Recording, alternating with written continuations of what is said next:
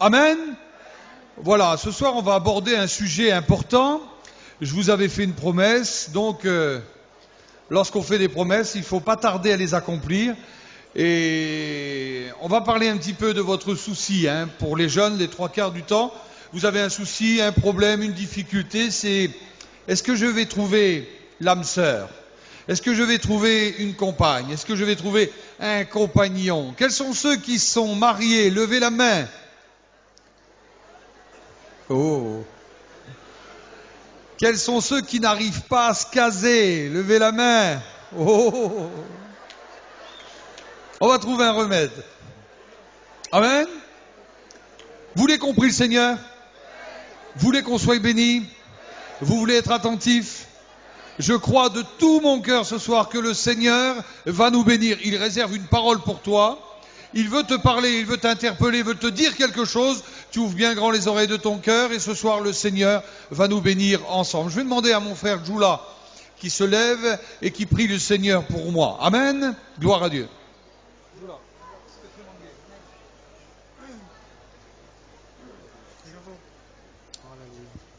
Ó, halleluja, Uram, magasztalak dicséret, Uram, hogy Te se vagy, Uram. Uram, foglal helyopasa mennyisztő Istenem, doppelti zord áldás, Uram, hogy Te se vagy, drága Jézusom. Uram, áldni, Uram, Uram, szolgált Istenem, dele zord kitartás, Uram, hogy ne szó dicsérni Jézusom. Uram, áldott a Istenem, a bőrökre. Amen.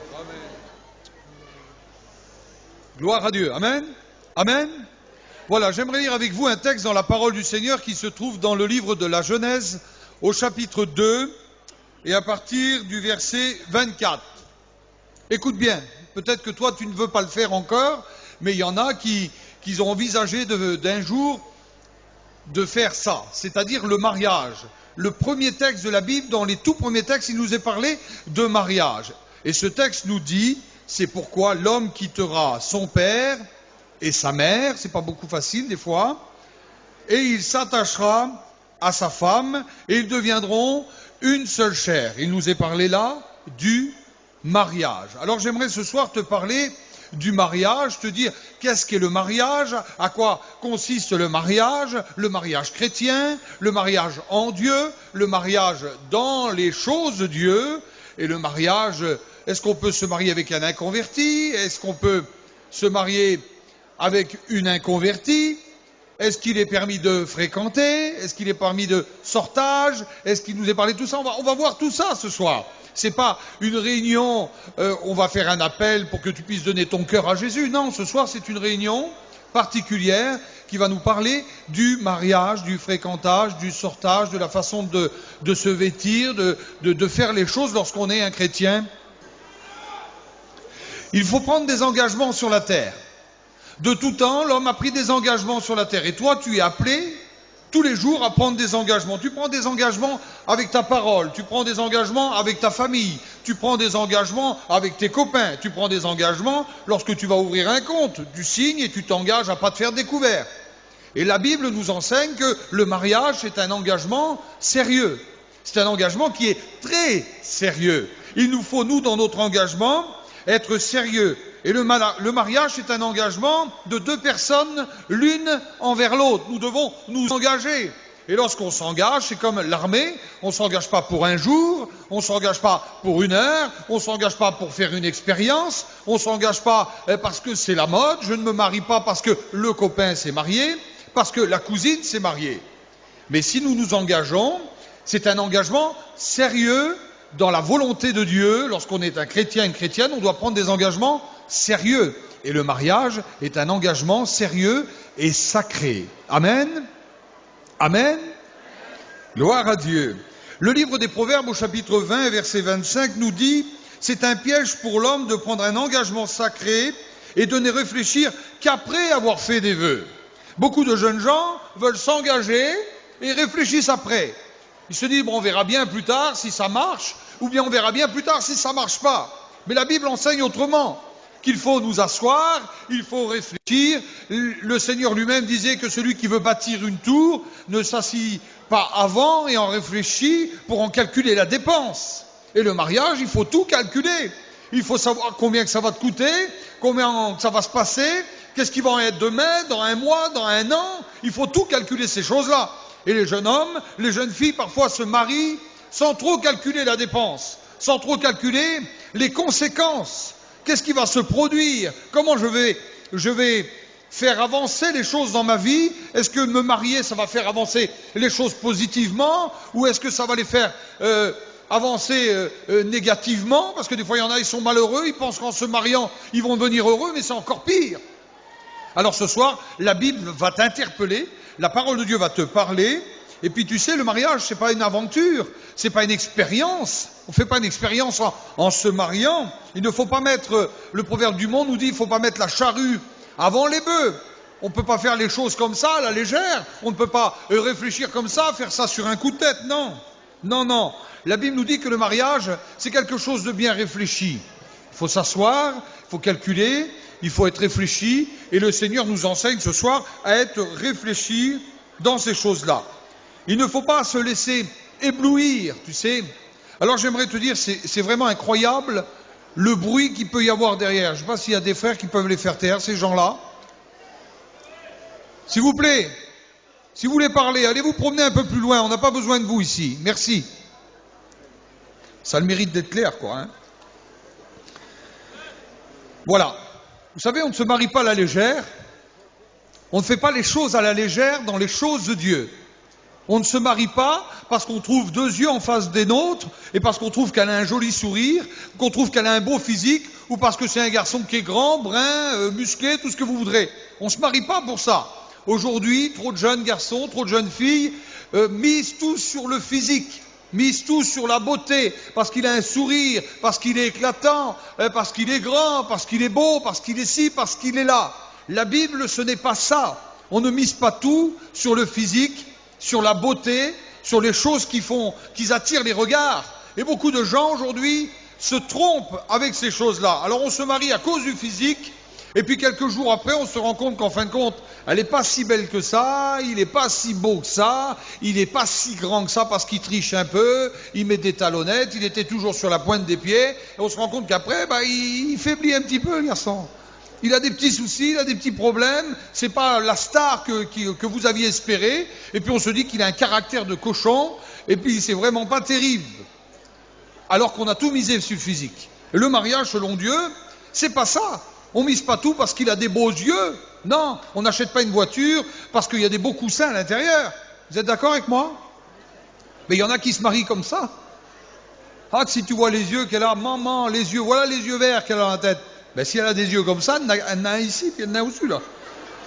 Vous comprenez ce que je veux vous dire? Il faut des fois pas exagérer dans nos propos. Ah, quelle femme, voilà les cheveux qu'elle a. C'est plus des cheveux, quoi, c'est un balai. Un balai, il les place. Mais moi, ce que j'aimerais vous dire ce soir, c'est qu'on ne peut pas tout miser sur le physique, sur les attraits, sur qui peut attirer nos regards. Et la Bible nous parle autrement. On ne s'engage pas dans un mariage sur un coup de béguin. Il y en a qui tombent amoureux pour un oui, pour un non. Elle passe par là, elle fait un sourire, il y a la dent qui brille, il y a l'œil qui brille, puis il est garé. Ah, elle est tombée amoureuse. Qu'est-ce que t'as eu, mon petit frère? T'es tombé amoureux comme ça? Et si tu vois la beauté qu'elle est, mais tu la connais pas, des fois elle parle pas ta langue, des fois elle est bizarre, des fois elle est jalouse, des fois elle est avarde, des fois elle a la rage. Ça se trouve, c'est pas qu'elle a le chocolat, mais elle a un pot de Nutella tellement qu'elle a le chocolat. Et puis tu sais rien du tout, tu l'as vu passer toi. Tu as été ébloui par sa beauté, tu as été ébloui par ses yeux, par son regard, par son physique. Et tu t'es laissé endormir. Et aïe, t'es tombé amoureux. Il y a trop de jeunes aujourd'hui qui croient au béguin. Mais le béguin, ça veut dire quoi ça? Ça ne marche pas dans les choses de Dieu. Chez les chrétiens, il n'existe pas de béguin. Il n'y a pas de béguin qui compte. On ne peut pas tout miser au nom de l'amour, au nom de tomber amoureuse ou amoureux. Mais ça ne suffit pas pour se marier, ça, de tomber amoureuse. Et il y en a trop de jeunes qui tombent amoureuses tous les 3 minutes. Et comme j'ai l'habitude de vous dire, il passe le garçon, il est brun, aux yeux verts, il passe, maman, quelle beauté. Il panique. Qu'est-ce qu'elle a, la petite, là? Elle est pâmée, elle a vu le garçon, elle est pâmée. Aïe, elle va tomber. Mais relève-toi, ma petite fille, qu'est-ce que t'as? T'es pas normal. Elle est pâmée. Et 1 minute après, il en vient un blond aux yeux verts. Égaré encore plus que le premier. Et puis s'il passe Quasimodo 3 heures après, elle est égarée après Quasimodo aussi.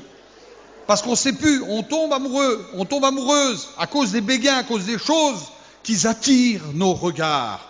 Et puis aujourd'hui, on a toute la panoplie. En plein mois de janvier, ils sont bronzés comme si qu'ils revenaient des îles. Mais on l'a vu, tu as fait de la peinture, tout le monde le sait. Tu essayes de faire du maquillage. Vous savez, le maquillage, c'est le contraire de la sincérité. Dalila, elle s'appelait, elle, maquillage. Son vrai nom, c'était maquillage. Ça veut dire le recouvrement du faux. En dessous, il n'y a rien de bon, mais au-dessus, il y avait un bon coup de peinture. Alors tout le monde croyait que c'était quelque chose de terrible. Et Samson s'est laissé avoir par ça. Et aujourd'hui, beaucoup de jeunes gens misent tout sur le maquillage. Je ne parle pas du fard aux yeux, non, le maquillage au sens spirituel. Il y en a plein qui cachent leur véritable personnalité derrière un masque, derrière la fausseté, derrière le maquillage de ce monde. Alors ils se cachent. Et puis dans leur vraie vie à eux, interne, tout ce qu'il y a de plus caché, tout ce qu'il y a de plus secret, en fin de compte, ils sont pas si jolis que ça. Ils sont même plutôt moches, on peut dire. Ils ont tous les défauts, la jalousie, ils sont, je peux dire, vicieux, ils ont des problèmes de caractère, ils ont tous les défauts de toute façon. Mais devant les autres, c'est la plus belle du monde, c'est la plus gentille du monde. Quel garçon doux. Il rentre chez lui, il veut taper sa mère. Mais devant les autres, c'est un garçon qui est doux, gentil, mignon, le plus grand, le plus beau, le plus doux. Quel homme que ça va être celui-là. Oui, mais attends, méfie-toi. Derrière l'agneau, il y a peut-être le loup.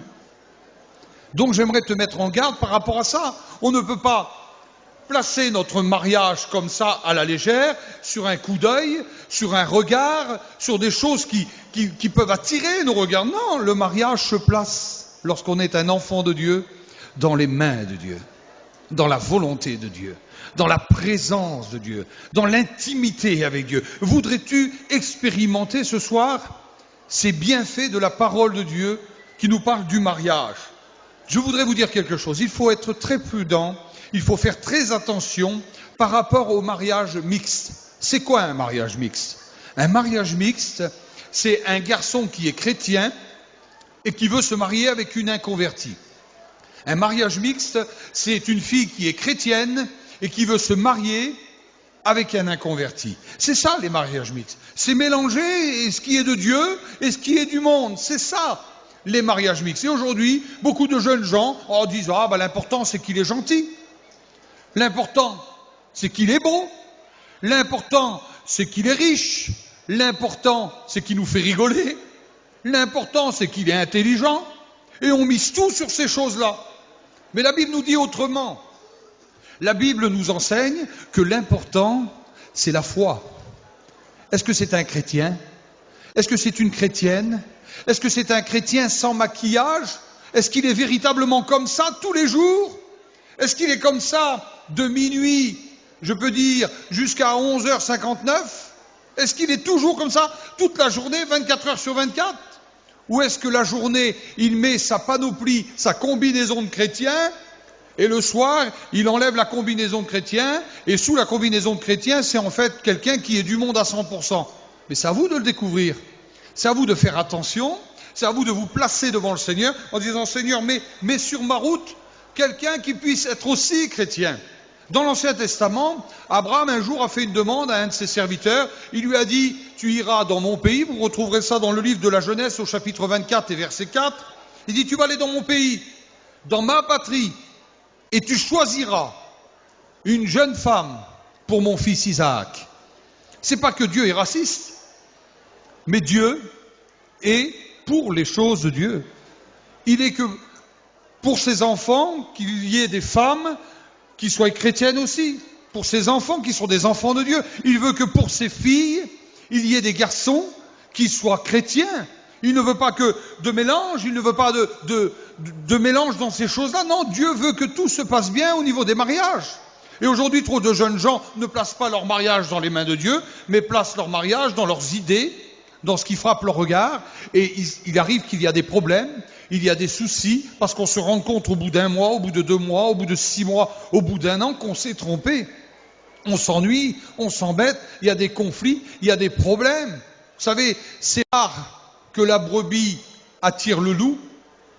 C'est souvent le loup qui mange la brebis. C'est rare que c'est la brebis qui fait rendre à un loup une brebis. C'est très rare ça. Souvent le loup se fait dévorer par une brebis. Et dans les mariages, c'est souvent comme ça. On l'a vu des dizaines de fois par expérience. Une jeune fille chrétienne venait à la réunion, chanter, rendre des témoignages, prier le Seigneur avec son voile. Une jeune fille chrétienne extraordinaire. Elle se marie, puis elle dit, oh, plus tard, il viendra au Seigneur, je vais prier. Puis il se passe 6 mois, 1 an, puis elle n'arrive plus à prier. Puis après, elle n'arrive même plus à aller à la réunion. Et puis après, pour lui faire plaisir, qu'est-ce qu'on ne ferait pas pour faire plaisir à son mari? Ben, il arrive qu'elle repart dans les choses du monde. Et souvent, le loup mange la brebis, comme ça. Donc je voudrais vous demander de faire très très très attention par rapport à toutes ces choses-là. Et je voudrais qu'on puisse placer ces moments dans le Seigneur, que vous puissiez prendre conscience à combien vous avez besoin des choses de Dieu. Vous avez besoin de la présence de Dieu. Et puis Dieu connaît le problème des mariages mixtes. Il connaît l'évolution qu'il y a aujourd'hui. C'est vrai qu'on est au XXIe siècle. C'est vrai que l'évolution est énorme. C'est vrai que les jeunes d'aujourd'hui n'ont plus les mêmes problèmes que les jeunes d'avant. C'est vrai que les jeunes d'aujourd'hui, ça a beaucoup changé, ça a beaucoup évolué. Et comme j'aime bien dire aux jeunes, moi je me souviens, j'avais une 504, on avait des Voxon à l'époque, vous savez, des 8 pistes là. Et puis on avait 2 cassettes dans la boîte à gants, parce que les cassettes étaient à peu près grosses comme ça. Puis on mettait les 8 pistes dans les autos, et puis bon, les filles montaient dans les autos, alors des fois on était 7-8 dans les voitures. On était serrés. Mais nous, c'était comme ça, on écoutait Christian de Lagrange, Claude François. Puis on disait à l'autre, vas-y, gratte-moi dans la tête. On n'avait pourtant pas de joueurs, enfin pas tous, il y en avait 2-3 qu'on avait, mais pas tous. Puis c'était comme ça, on grattait dans la tête. Puis pour nous, c'était comme ça la vie. On disait, voilà, c'est la misère, on fait pas grand-chose. Mais aujourd'hui, nos jeunes gens, bah, c'est vrai qu'ils ont des belles voitures, ils ont des petites campings, ils vont dans les chambres d'hôtel, et puis je vais vous en parler tout à l'heure, vous allez voir. Ils vont dans les chambres d'hôtel, et puis ils louent des appartements, et puis ils se font des voyages à la neige. Mais le soir, ils ont le même souci. Ils se mettent dans un coin, puis ils disent, hey, vas-y, gratte-moi la tête. C'est des gros problèmes, ça. J'aimerais tant ce soir vous faire prendre conscience que le monde évolue, mais le péché, il est toujours le même. Le problème, il est toujours le même. Le jeune homme, la jeune fille ne sait pas où diriger, ne sait pas trop bien où elle va se donner. L'Ancien Testament nous dit qu'il est contre les mariages mixtes. Et le Nouveau Testament, l'apôtre Paul reprend les paroles de l'Ancien Testament. Vous lirez dans le 2e livre aux Corinthiens, chapitre 6 et verset 14. L'apôtre Paul dit, ne vous mettez pas sous un joug étranger. Et puis, le livre des Galates nous dit aussi, ne vous mettez pas sous un joug mal assorti, ne vous mettez pas sous le joug de la servitude. Et c'est tous des textes qui nous disent que nous ne pouvons pas mélanger les choses. Un chrétien ne doit pas se marier avec une inconvertie. De même, une chrétienne ne doit pas se marier avec un inconverti. Il va se créer des problèmes, des soucis. Le mariage selon Dieu, et puis le livre d'Éphésiens nous le rappelle, c'est semblable au mariage de Christ avec l'Église. Ça, c'est le mariage selon Dieu. C'est vrai que c'était un mystère pour cet homme de Dieu. Et il y a des jeunes gens qui vont comprendre ce soir quelque chose. Est-ce que le Christ peut se marier avec une Église qui est infidèle? Non. Est-ce qu'une Église qui est fidèle pourrait se marier avec un époux qui n'a pas de fidélité? Non. Donc nous devons comprendre ce soir, nos jeunes gens, vous devez comprendre que les mariages mixtes, ce n'est pas un mariage selon Dieu. Donc je vous appelle à faire attention. Et puis on va rentrer peut-être dans des soucis qui sont un peu plus importants. La Bible nous enseigne qu'il faut bien réfléchir avant. Parce que après, souvent, c'est trop tard. Donc il nous faut réfléchir avant. Et les jeunes gens aujourd'hui, qu'est-ce qu'ils regardent? Qu'est-ce qu'on regarde en premier chez une fille? Qu'est-ce qu'on regarde en premier chez un garçon? Eh ben, on ne va pas se voiler la face ce soir. On regarde en premier, c'est le physique. Hein. C'est sûr que quand il y a une fille qui passe sur la place, la première chose qu'on regarde, c'est comment qu'elle est. Est-ce qu'elle est jolie? Est-ce qu'elle a des beaux yeux? Est-ce qu'elle a des beaux cheveux? Est-ce qu'elle a une belle allure? Est-ce qu'elle a un beau physique? C'est vrai que si elle fait 1m80 et qu'elle a des petits yeux comme ça, et puis les cheveux qui piquent en l'air, c'est pas trop attirant. Ça, c'est sûr. Mais la première chose qu'on regarde, c'est ça. Les hommes, les filles regardent ces choses-là. Ils regardent les filles passer, et puis ils regardent le physique, comment qu'il est, ah là là, il est beau, il n'est pas beau, ceci, cela, enfin on vous connaît, on sait comment ça marche. Et puis on regarde ça. Et puis après, on regarde l'humour. Ce qui va me faire rigoler celui-là, là, parce que vous savez, s'il ne me fait pas rigoler, c'est pas la peine, ou un triste, un charredo qui se prend pour je sais pas qui, on va le jeter en l'air, on préfère le petit, là, il est beaucoup moins beau, mais alors, il nous fait rigoler, il nous détend, On regarde ça. Puis après, on va regarder l'intelligence. Parce que c'est vrai que s'il est beau comme tout, puis qu'il a un petit poids dans la tête, ça ne sert pas à grand-chose. Il y en a qui sont comme ça, ils sont beaux comme des dieux, mais on leur pose une question, là, c'est la mort. On les voit, les grands gaillards, 16 ans, remplis de boutons, les cheveux qui piquent en l'air. Ça va, mon garçon?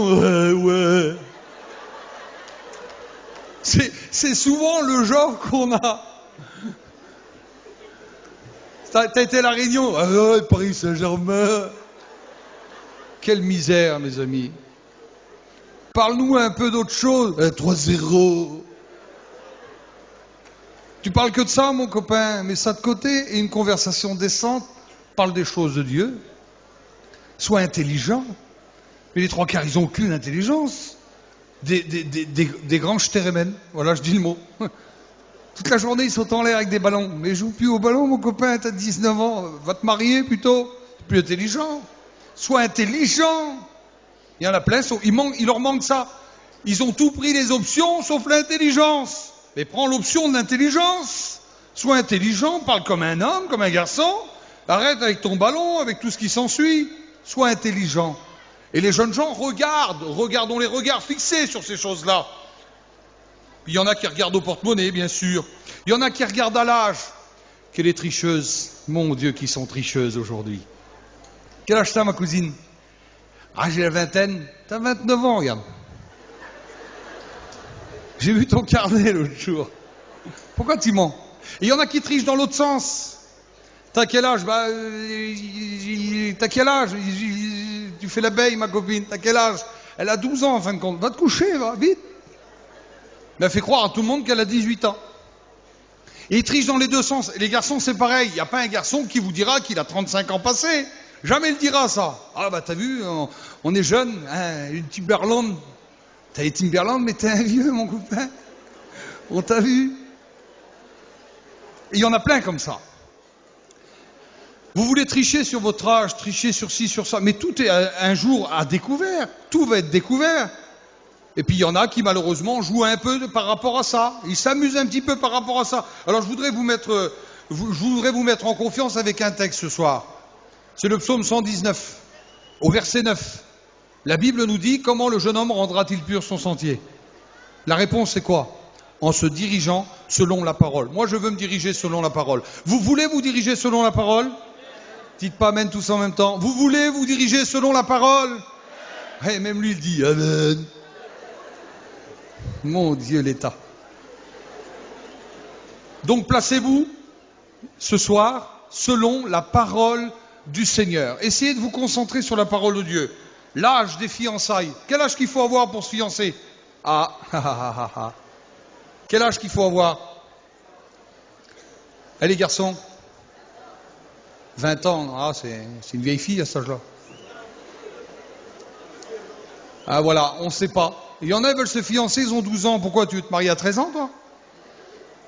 Alors faites attention, il y en a plein. Ils ont 12 ans, on les voit, les petits garçons là. Petite chemise, les petits cheveux plaqués là, je sais pas ce qu'ils ont mis dessus. Puis ils marchent, t'as 12 ans, mon petit. Tu penses pas te fiancer par hasard, non? Parce que lorsqu'on se fiancie, c'est dans l'idée de se marier, non? Lorsqu'on veut avoir une fiancée, c'est dans l'idée de se marier, j'espère. Lorsqu'on est un chrétien, normalement, c'est ça. Vous voyez ce que je veux vous dire? C'est pas une expérience, c'est pas une aventure, c'est pas un sortage là. Parce que ça, c'est pas marqué dans la Bible, les copains là. Hein, vous m'avez bien compris ce que je veux vous dire? Lorsqu'on veut avoir une fiancée, c'est dans l'idée de se marier. Donc si on a 13 ans et 14 ans qu'on veut avoir un fiancé, ça veut dire que tu vas te marier à 14 ans alors. La Bible n'enseigne pas ça. Il faut déjà que tu sois mûr, adulte, pour pouvoir avoir un fiancé. Alors ce soir, j'aimerais que tu puisses te placer dans les choses de Dieu et de dire, Seigneur, oui, je veux être pur devant toi, Seigneur. Je veux être pur et je ne cherche pas à avoir des fiancés à 13 ans, 14 ans. Il y a un âge, il y a une petite fille hier qui a posé la question. Elle a 12 ans. Quel âge qu'il faut avoir pour que je me fiancer? Bon Jésus, tu veux te fiancer, toi? T'as 12 ans. T'es un petit bébé à 12 ans. Comprenez ce que je veux vous dire? Et puis il y en a qui vont profiter de ça. Parce qu'il y a les vieillards de 17, 18 ans, là, les vieux. Ben, ils profitent de la naïveté des petites de 12 et 13 ans. Ils sont naïfs. Alors ils jouent la carte du séducteur. C'est Marlon Brando qui arrive, c'est Alain Delon. Puis on s'aperçoit que c'était plutôt Alain de loin, quoi, plutôt, hein, parce que c'est des gars bizarres. Mais ils misent tout sur la séduction. Et les petits jeunes, ils sont éblouis par ça. Mais faites attention, les garçons, c'est important, parce qu'on est un chrétien, une chrétienne, on ne joue pas à un jeu, on ne fait pas des aventures, on ne fait pas des choses comme ça à la légère. Donc je voudrais que vous puissiez réfléchir à ça. Le sortage, le fréquentage. Est-ce qu'on a le droit de sortir? Ben, si tu as 15 ans, tu sors, ma copine? Bah oui, je sors, moi. Ah bon, tu veux pas te marier? Ah non, on verra plus tard. Ah bon, tu crois que c'est comme ça, la Bible? La Bible, c'est pas comme ça. Il n'y a pas de sortage, il n'y a pas de fréquentage. Ça marche pas comme ça. Qu'est-ce que tu veux faire, sortir? À quoi ça sert? Entre nous. On le dit à personne, ça reste entre nous, là. Tu crois que c'est la tchoum qui va changer quelque chose? Sérieusement? Mais c'est ça le sortage, en fin de compte, hein. Parce qu'il y a une tchoum là, allez, on est sauvé là. Mais ça vient de là-dedans. Tu comprends ce que je veux te dire ce soir? Ça vient du cœur, ça. Il faut que tu te places devant le Seigneur et tu dises non, moi ça m'intéresse pas toutes ces choses-là. Il faut qu'on ait les mêmes sentiments, qu'on soit des enfants de Dieu, qu'on ait une attirance l'un vers l'autre et puis on verra, on se mariera, on verra plus tard. Mais pour l'instant je suis trop jeune, j'ai pas pensé au mariage. Parce que si tu sors à 13 ans que ça se passe mal, à 14 ans, à 15 ans, à 16 ans, à 17 ans, à 18 ans, tu as peut-être eu déjà 5 ou 6 fiancés. Et qu'est-ce qu'on va dire sur toi? Ah bon, on la connaît la fille, là. Elle a rien eu comme fiancée là. Elle a un tableau de chasse, c'est extraordinaire. Elle en a eu au moins 5 ou 6, je ne me rends pas compte, c'est pas normal. Et quand je dis 5 ou 6, souvent, je suis bien loin du compte. Hein. Enfin, je vous laisse à vous réfléchir sur ces choses-là. Et je pense que les tchoums vont rien changer au film de toute façon. Et j'aimerais ce soir te mettre en garde par rapport à ça. Il y a le temps des fiançailles. Si c'est trop court, c'est pas bon. On n'a pas le temps de connaître l'autre.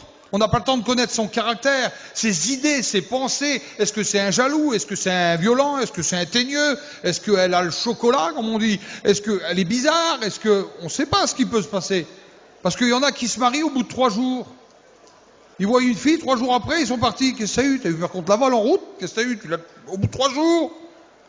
T'as pas le temps de la connaître, tu connais pas son caractère, tu connais pas ses habitudes, tu sais pas si elle aime sa mère à un tel point que tu pourras jamais voyager avec tes parents, et ça va créer des conflits dans 6 mois, dans 1 an. Tu sais pas quel âge qu'elle a, parce que peut-être qu'elle t'a menti, tu sais rien du tout. Et puis t'es parti sur un coup de béguin. Et puis après, au bout de 6 mois, tu veux divorcer, toi. Tu crois que ça marche comme ça? Et tes parents, ils pleurent dans la voiture, et puis les larmes coulent, et puis ils sont malheureux, et ton père est malheureux, parce qu'en plus, des fois, ton père, c'est un pasteur, et à cause de ça, il est devant une situation que lui, il peut même plus prêcher, il est embêté, lui. Et puis toi, tu crois que c'est comme ça marche comme ça, je vais me marier, je vais la laisser, je vais en reprendre une autre, c'est un peu comme une voiture, vous savez, elle marche pas terrible, alors tu sais, je la mets de côté, j'en reprends une autre. Mais quand on est un chrétien, ça marche pas comme ça. C'est un engagement pour la vie. Donc il faut bien s'asseoir, il faut réfléchir, calculer la dépense et puis dire moi je me marie, je pars dans cette voie-là et c'est pour avancer avec toi Seigneur. Tu vas bénir mon mariage. Mais il y en a qui se demandent mais pourquoi ça marche pas? Pourquoi il n'y a jamais un garçon qui vient me parler? Et pourquoi il n'y a jamais une fille qui vient me parler? Je vais te le dire. Je vais te le dire pourquoi ça marche pas. Parce que tu places pas tes fiançailles et ton mariage dans les mains de Dieu. Place ce soir ton mariage dans les mains du Seigneur et tu verras le Seigneur te mettra sur ta route un garçon, une fille, et ça va marcher, vous vous marierez, et puis, comme dit l'histoire, il y aura beaucoup d'enfants, et ça va bien se passer. Donc je te donne des conseils ce soir. Il faut connaître l'autre, son caractère, son problème, son souci, tout ce qu'il y a, il faut connaître l'autre. Et puis, la Bible nous dit, ne soyez pas inconsidérés, mais comprenez quelle est la volonté du Seigneur. C'est la Bible qui nous l'enseigne ça. Il ne faut pas être inconsidéré. Puis le mariage, c'est pas une expérience, c'est pas une aventure, c'est pas simplement pour 3 jours, 8 jours, 6 mois. C'est pas ça le mariage. Le mariage, c'est quelque chose de sacré. C'est quelque chose qui a été institué par Dieu. Et je vous invite, jeunes gens, à vous placer dans les mains du Seigneur. Il y a des centaines de couples qui s'ennuient. On croit qu'ils sont bien, mais ils s'ennuient, ils s'embêtent, ils n'ont même pas de conversation. Vous savez pourquoi? Parce que leur mariage, ils ne se connaissent pas en fin de compte. Combien de couples sont malheureux aujourd'hui? Lui vit de son côté, elle aussi, ils vivent ensemble pourtant. Mais réellement, ils ne sont pas ensemble. Ils sont séparés. Pourquoi? Parce qu'ils se sont simplement basés sur un regard, sur un sourire, sur une émotion, sur un béguin, sur un instant. Ils ont mis tout leur mariage là-dessus. Alors que la Bible enseigne le contraire. Il faut apprendre à se connaître.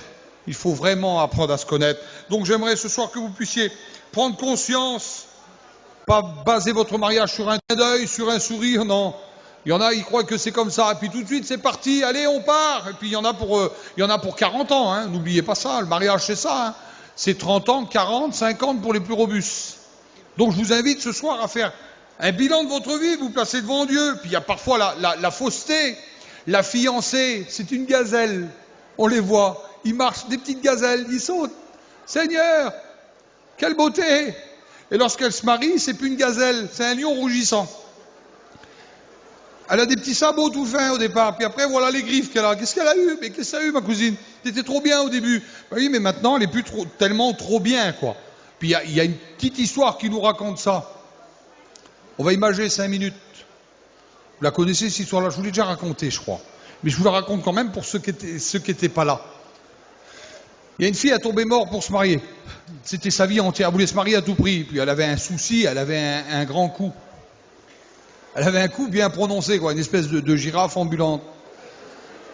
Et puis un mariable, forcément, vu son coup, elle mettait des cols roulés, mais il en aurait fallu 4 des cols roulés pour arriver à faire quelque chose avec cette fille-là. Enfin bref, elle avait un grand coup. Elle parlait toujours, elle mettait la main devant le cou comme ça, là. Bon, ça lui donnait un style, quoi.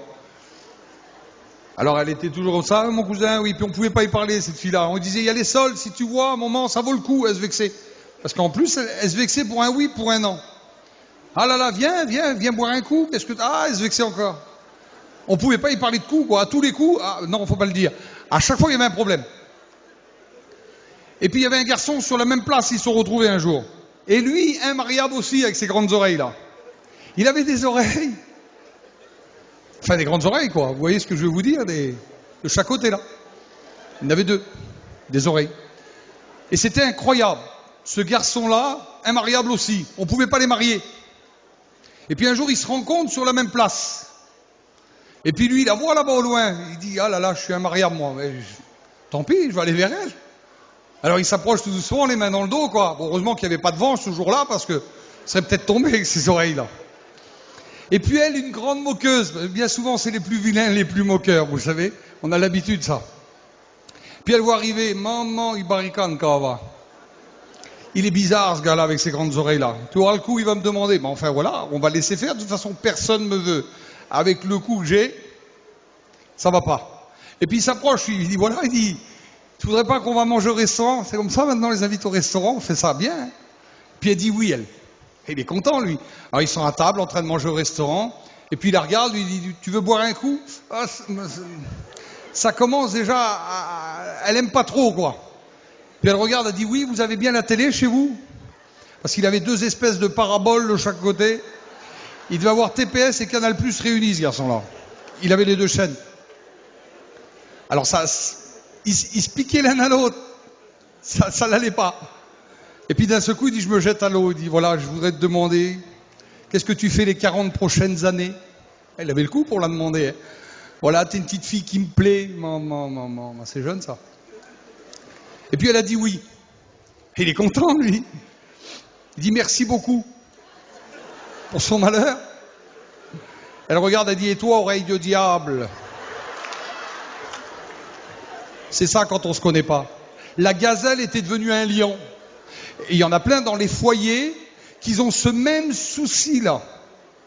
Ils se connaissent pas, ils veulent se fiancer, ils se connaissent pas. Ça crée des problèmes, ça crée des conflits, ça crée des misères. Parce qu'on se connaît pas. On se détend, mais il y a un petit peu de vérité là-dedans. Donc j'aimerais te dire ce soir qu'il y a le piège du sentiment. Le piège du sentiment, c'est terrible. Dans sentiment, qu'est-ce qu'il y a comme mot? Il y a ment. Souvent dans le sentiment, il y a du mensonge. Quand on veut faire du sentiment, on est en train de mentir à l'autre. Il y a plein de garçons qui font du sentiment aux filles et plein de filles qui font des sentiments aux garçons. Il y a un piège là-dedans. Et puis les fiançailles doivent être vécues sobrement. Ça doit être vécu dans la sobriété, les fiançailles. Et puis ça doit être fait dans des lieux publics. Lorsqu'on veut se marier avec une fille, on n'a pas honte de se promener avec elle. Mais on se promène dans les lieux publics. On va dans les endroits, on va à plusieurs couples. Mais aujourd'hui, ils s'enferment dans les campings. Ils s'enferment dans les chambres d'hôtel. Ils se mettent dans des endroits tout seuls. Vous croyez qu'il n'y a pas un grand danger? Vous croyez qu'il n'y a pas un grand problème? Vous croyez qu'il n'y a pas une grande épreuve? Ça crée des problèmes. Ça crée des soucis. Il ne faut jamais oublier que le tentateur viendra toujours pour essayer de vous déstabiliser. Même si vous partez avec des bons sentiments. Même si c'est pour simplement regarder un film, même si c'est pour simplement passer un moment dans une chambre parce que dehors il fait froid, ceci, cela, le tentateur est là. Il viendra toujours vous tenter, il viendra toujours essayer de vous déstabiliser, même si vous êtes un chrétien, il viendra toujours essayer de vous déstabiliser, de vous faire du mal, de vous tenter. Et puis, moi je dis non aux chambres d'hôtel seules. Moi je dis non aux petits campings tout seuls. Moi je dis non à toutes ces choses-là. Pourquoi? Parce que la Bible nous enseigne des choses qui sont importantes dans nos vies. Il faut faire attention. Le diable est là, il veut toujours faire des choses pour nous déstabiliser. Il veut toujours faire des choses à seule fin que tu puisses tomber dans le péché, dans le problème, dans la difficulté. Et puis il y a des textes de la Bible qui sont clairs. La Bible dit, quelqu'un mettra-t-il le feu dans son sein sans que ses vêtements ne s'enflamment? Quelqu'un marchera-t-il sur des chardons sans que ses pieds ne soient brûlés? Mais la tentation, c'est quelque chose de terrible. Même si au départ il y a des bons sentiments, il arrive parfois qu'il y a des gros problèmes, des grosses difficultés. Et qui pleure à 2 heures du matin? Et qui vient frapper aux portes des serviteurs à 2 heures du matin? C'est la fille qui a été trompée, qui a été mise plus bas que terre, qui a été abaissée, humiliée. Parfois, je voudrais te dire dans cette soirée, il y a des grands pièges. Fais attention. Place-toi devant le Seigneur. Il y a des situations, il y a des intimités qui ne sont réservées que dans le cadre du mariage. Je m'excuse l'expression ce soir, mais je suis obligé de t'en parler. Trop de jeunes gens aujourd'hui sont perdus. Écoute bien ce que je te dis. À cause de leur situation, à cause de leur façon d'agir, à cause de leur façon de faire, ils sont perdus. Ils ne peuvent pas être sauvés parce que leur situation n'est pas en harmonie et en règle avec la parole du Seigneur. Je t'invite ce soir à faire attention, à te placer devant le Seigneur. Les situations, des intimités qui ne sont réservées que dans le cadre du mariage, ce n'est pas pour toi. Tu n'as pas le droit. Tu n'as pas le droit de toucher à ces choses-là. Place-toi devant le Seigneur. Viens aux réunions, prie le Seigneur, mais va boire un verre, va manger au restaurant avec ta fiancée, avec ton fiancé. Mais oui, il n'y a pas de problème. Mais les intimités, tu laisses ça pour plus tard. Ou alors tu te maries. Trop de garçons jouent avec ces choses-là. Je suis obligé de vous le dire dans cette soirée. Trop de garçons font des grandes promesses. Et en fin de compte, c'est des loups ravisseurs. Faites attention à ça, placez-vous devant le Seigneur. Nous sommes obligés de vous dire certaines vérités, même si ça peut parfois peut-être te choquer. Mais dans les conversations de tous les jours, tu vas beaucoup plus loin que ça. Alors place-toi devant Dieu dans cette soirée. C'est des comportements qui sont dangereux. L'eau, vous savez, ça mouille. Et le feu, qu'est-ce que ça fait? Ça. Donc vous le savez quand même, que le feu, ça brûle. Et toutes ces choses-là, ça brûle. C'est les choses du monde, c'est les choses mondaines, c'est les choses qui nous éloignent de Dieu et qui nous emmènent droit en enfer. Plaçons-nous devant le Seigneur, mon bon Jésus. Placez-vous devant le Seigneur, jeunes gens. Il serait dommage de chanter aux réunions. Il serait dommage de rendre témoignage, d'avoir l'apparence d'un chrétien, l'apparence d'une chrétienne, et d'aller en enfer par un mauvais comportement. Je te le demande de la part du Seigneur dans cette soirée. Place tes fiançailles dans les mains de Dieu. Place-toi devant le Seigneur, prie avec ton fiancé. La Bible dit, celui qui est né de Dieu se garde lui-même, et le malin ne le touchera pas. Ça, c'est la Bible qui l'enseigne. Celui qui est né de Dieu se garde lui-même. Garde-toi toi-même. Place-toi devant le Seigneur. Agis comme un homme de Dieu, comme une femme de Dieu dans cette soirée. Des jeunes se marient aujourd'hui par obligation, mes amis. Des jeunes gens se marient aujourd'hui par obligation. Ils n'ont pas le choix. Ils sont devant un mur, donc on est obligé de se marier. Et le plus vite sera le mieux. Vous voyez ce que je veux vous dire? Ne jouez pas avec le feu. Ne jouez pas avec les sentiments. Ne jouez pas avec toutes ces choses-là. Nous ne sommes pas des païens. Nous sommes des enfants de Dieu. Et nous voulons agir comme tels. Amen. Dites pas Amen? Moi je dis Amen. Les jeunes se marient aujourd'hui à cause de cela. Puis je vais terminer. Il y a trop de jeunes qui sous-estiment le tentateur. Il y a trop de jeunes qui sous-estiment le diable, Satan et ses ruses pour te déstabiliser. Il y en a trop qui sous-estiment ça. Placez-vous devant Dieu. Il y en a qui ne prennent pas garde. Placez-vous devant le Seigneur. Il faut faire attention. Il y a des filles qui jouent la carte de la sensualité. Ils s'habillent de façon spéciale. Pourtant, c'est des chrétiennes. Ils ont des habits vraiment, c'est spécial. On peut pas dire un autre mot.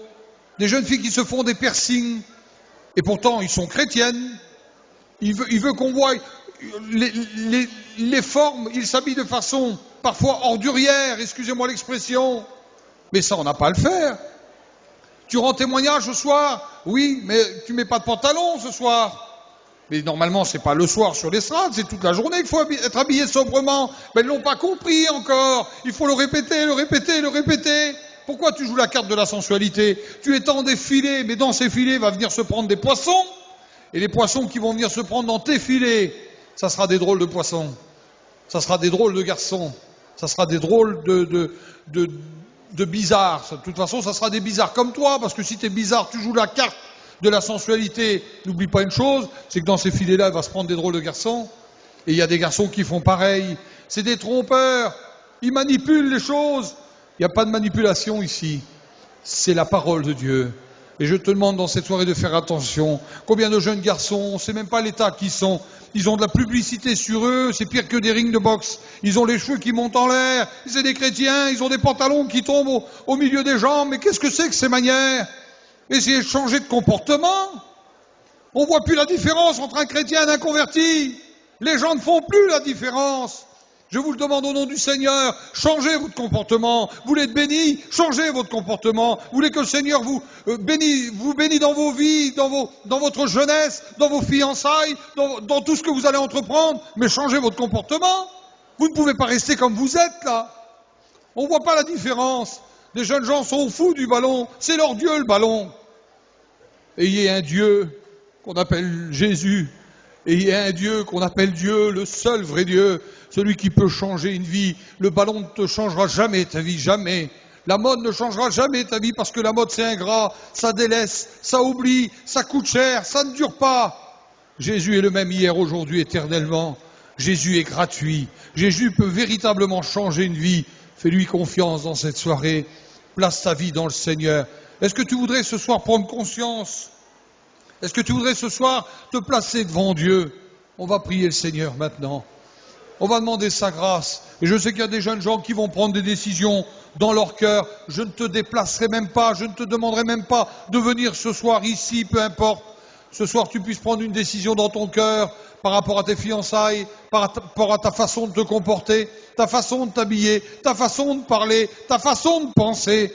Place-toi dans les mains du Seigneur et le Seigneur te bénira. Amen. Nous voulons te bénir dans cette soirée. Nous voulons te rendre gloire et honneur. Oublie aucun de tes bienfaits. Et nous croyons de tout notre cœur que tu es capable de changer une vie, transformer un cœur, bénir un foyer, bénir des jeunes qui veulent s'engager dans les voies du mariage. Le Seigneur, ce soir, intervient dans ta grâce. Remplis-nous de ton Saint-Esprit et bénis cette assemblée de jeunes gens. Bénis cette convention, Seigneur. Fais prendre conscience à nos jeunes qu'ils ont besoin de toi, qu'ils ont besoin d'être éclairés, qu'ils ont besoin de prendre des positions. Et Seigneur, nos chrétiens, ceux qui marchent fidèles dans tes voies, bénis-les encore, qu'ils soient des témoins, qu'ils soient des véritables enfants de Dieu. Remplis-les de ton esprit. Continue ton œuvre en travers eux, Seigneur. Et qu'à toi soit toute la gloire, Jésus-Christ. Je te remercie pour tes bienfaits. Je te remercie pour tes grâces. Je te remercie, Seigneur, pour tout ce que tu fais au milieu de nos jeunes gens. Bénis-les. Attire-les encore à toi, Seigneur, et à toi soit toute la gloire dans cette soirée. Merci à toi, Jésus-Christ. Amen. Et les jeunes gens disent Amen.